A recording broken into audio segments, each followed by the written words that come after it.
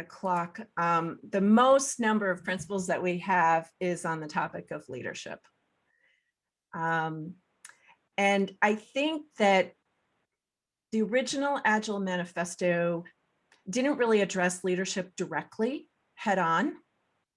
I was talking to some folks who were friends with people in the Silicon Valley and in that era when they were coming up with this, and they said, they were consultants. They were, working for clients, and they were building software for others. And so that made a lot of sense to me. Like, you're not really talking about Agile in the context of one particular company. You're talking about it in the context of being a consultant. And so you may not really focus on leadership in that setting.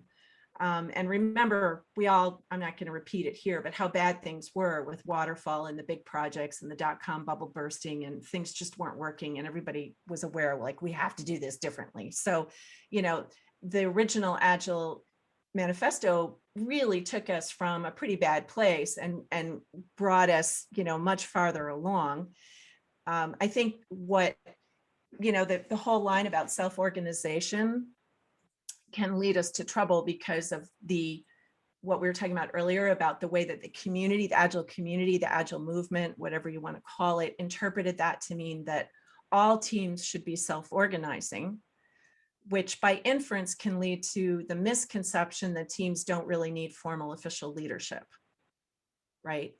And so if you think that way, then you might not put leader, if you're the owner of the company or some other high-level person who's implementing this Agile transformation, you may think, well, okay, great, teams are self-organizing. We don't have to have leadership roles. We don't have to, pay extra money to have high-level senior engineers who can be tech leads and so forth, because the teams will be self-organizing. And I think this is a misconception, right? Mm-hmm. This is a misapplication of some of the original ideas. And so when we were talking about all of these things, we ended up focusing a huge amount of our time on the topic of leadership and the essential nature of leadership, and not just generic leadership, right? But what kind and what type and how much and when and where, and all the nuances of what you really need to be successful.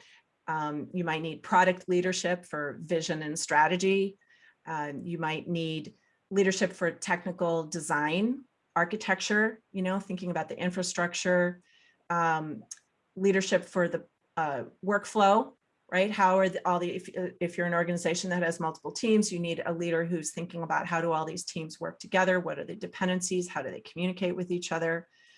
You might need people leadership, or, focus on individuals, their morale, how they conduct themselves, how they grow in their career and advance.